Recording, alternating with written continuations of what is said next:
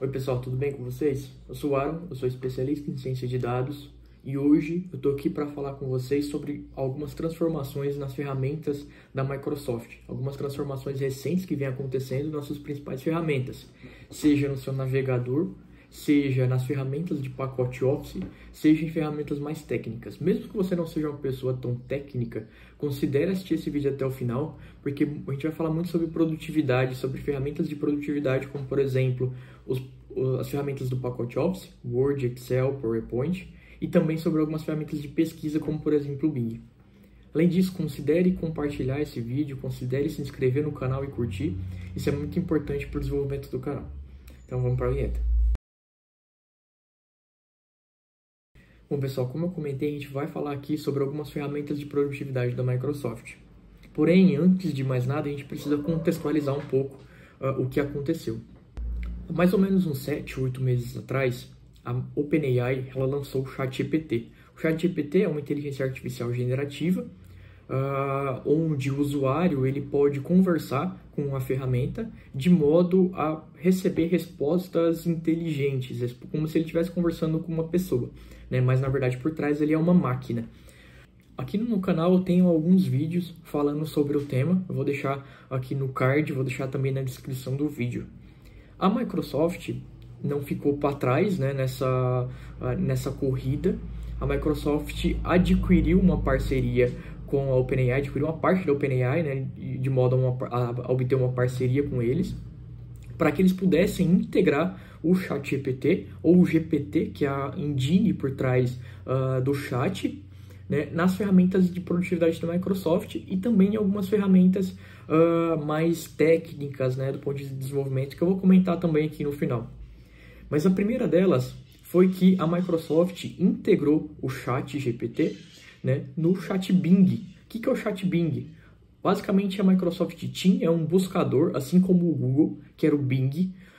Esse buscador ele estava cada vez mais caindo em desuso. Era um buscador que era bastante inferior ao Google, né?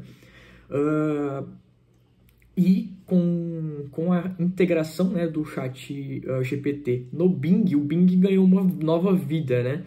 Agora eu consigo ali conversar de fato com o Bing de modo a obter algumas respostas. Eu vou compartilhar minha tela aqui só para a gente dar uma olhada em como exatamente isso funciona. Vocês vão ver que isso é muito interessante. Eu consigo de fato aumentar minha produtividade em vários pontos ali, sem precisar ficar fazendo uma busca muito otimizada, por exemplo, no Google. Então, eu estou com o meu navegador aqui aberto, né? Tá aberto aqui no Bing. Na verdade, eu acabei de abrir aqui o Edge, tá aberto a página inicial do Edge, né? E aqui no cantinho superior direito, eu tenho esse símbolozinho aqui, né? Que é o Chat Bing. Então, quando eu clico aqui, ele vai me abrir abrir esse pop-up nessa janela lateral. E aqui eu tenho essa opção de chat. Aqui eu tenho algumas questões, né? Eu posso fazer uma configuração mais criativa ou mais precisa, né? Então aqui ele vai me dar informações mais exatas, aqui ele vai criar mais. E o equilibrado é o meio termo entre os dois. E aqui eu posso ir fazendo perguntas para ele, né? Lógico que eu não posso fazer uma pergunta tão grande, mas ele vai me auxiliando em como realizar algumas tarefas, em como, até pesquisas comuns, né? Então eu posso vir aqui, por exemplo, e pedir para ele como eu crio uma planilha no Excel contendo 3 colunas, nome, idade, sexo, e crio um consolidador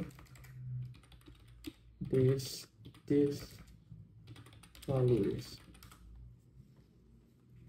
E aqui ele vai me dando as respostas, né?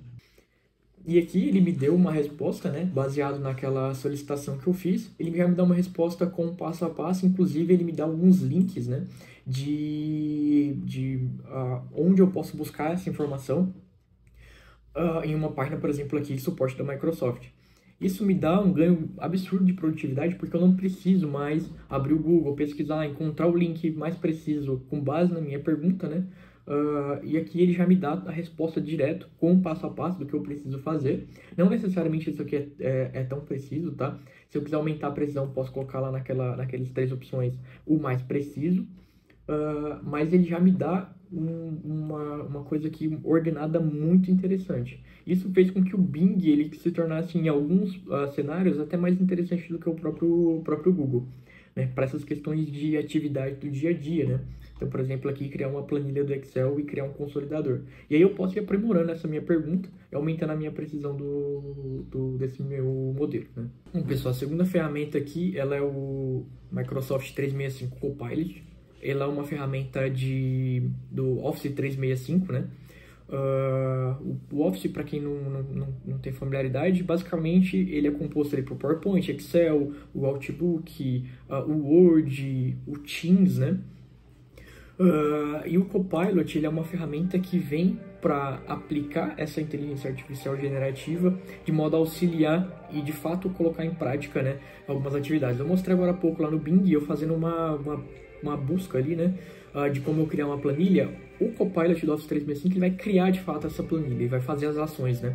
Então, por exemplo, aqui ele pediu, o usuário, né, ele pediu para o Copilot gerar um draft, ou seja, um rascunho apresentando um determinado produto. E ele vai lá e gerou, né, de fato, todo o texto com base no conhecimento que ele tem. Depois, que o usuário ele vai pedir para ele fazer uma análise de uma apresentação, na verdade, fazer a criação, né, de uma apresentação, que é o que ele está fazendo aqui agora, né, com base no produto. Ele entende o que é o produto, ele já faz essa apresentação. Ele faz análise de dados, né, com base em planilhas de Excel. Lógico que essa análise não vai ser uma análise tão complexa, mas vai dar alguns insights iniciais. Ele resume e-mails, ele envia e-mails, revisa e-mails, né? Que é o que a gente está vendo aqui para o Outlook. E também tem uma coisa muito interessante, que é a última coisa que ele mostra aqui, é ele transcrevendo, né, o que foi conversado, por exemplo, durante uma reunião do Teams, em bullet points, né? Isso daqui é muito, muito interessante. Então, o Copilot ele vem, de fato, para auxiliar, né, fazer esse copiloto ali, né? Nas ferramentas do Office, né? Uma terceira ferramenta, agora um pouco mais técnica, é o Microsoft Fabric. O que seria o Microsoft Fabric? Ele é basicamente uma atualização, um tuning, né, do Power BI, onde agora não mais o Power BI vai ser único e exclusivamente para importar dados, fazer pequenas transformações desses dados e apresentar o meu dado.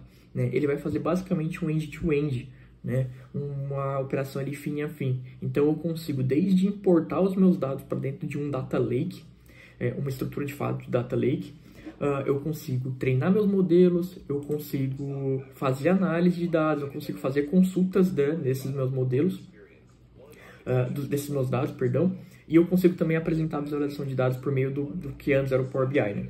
Então ele faz aqui um end-to-end de fato, né? É bastante interessante. A integração dos meus dados é toda feita via esse Data Lake. As consultas são feitas direto dentro do Microsoft Fabric. Então, de fato, eu tenho essa ferramenta fim a fim, né, de análise de dados, até a apresentação, né, desde o consumo até a apresentação. Eu consigo desenhar pipelines, ó, é uma coisa bem interessante. A gente vê que é uma coisa mais gráfica, né, do que a gente vê ali no Machine Learning Studio da Azure, né. E lógico, uma solução mais corporativa aqui do ponto de vista de não ser tão técnica, né? Bastante interessante. O Microsoft Azure Machine Learning, né? Ele já fazia boa parte do que está aqui, tirando a parte de visualização de dados, mas agora a gente tem isso integrado, né, direto com o Power BI, e eu não preciso mais criar aquelas integrações complexas, né, de modo a apresentar os meus dados. Eu já tenho tudo isso consolidado em uma única ferramenta, né, que é o Microsoft Fabric. É uma solução corporativa, mas também muito interessante, né, a forma como eles integraram end-to-end ali essa ferramenta. E a última transformação, né, que a Microsoft fez aqui nos últimos meses, também relacionados aos modelos ali da OpenAI, foi que a Microsoft, dentro da sua plataforma de cloud, né, que é o Azure, que já tinha ali 2 principais serviços voltados para a ciência de dados, voltado para a modelagem, né, que era o Cognitive Service e que era o Azure Machine Learning Studio.